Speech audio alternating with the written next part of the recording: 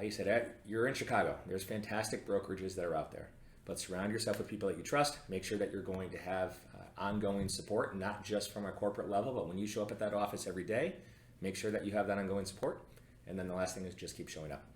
And so those things really stood out to me, and I feel very lucky that I landed with Baird and Warner. And was Baird and Warner your first pick? So Baird and Warner. So kind of looping back around, my father launched his company and was independently owned and operated, and so he was not a franchise, and so independent was important to me. I think again, some awareness on that side of it, Sure. just understanding the different models, I think was beneficial too.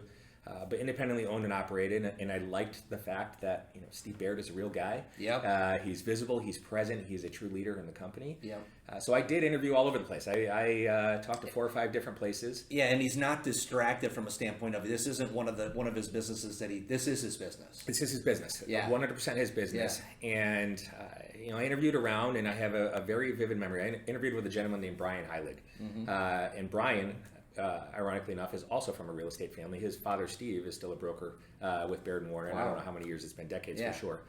But I interviewed with Brian, and it just clicked. And he asked me questions, what do you want long-term? And that was in Evanston? So that was actually, we had an office in, we called it our City West office, which was at Halstead Grand in Milwaukee. Okay. So it was a smaller office, which actually, at that point in time for me was perfect.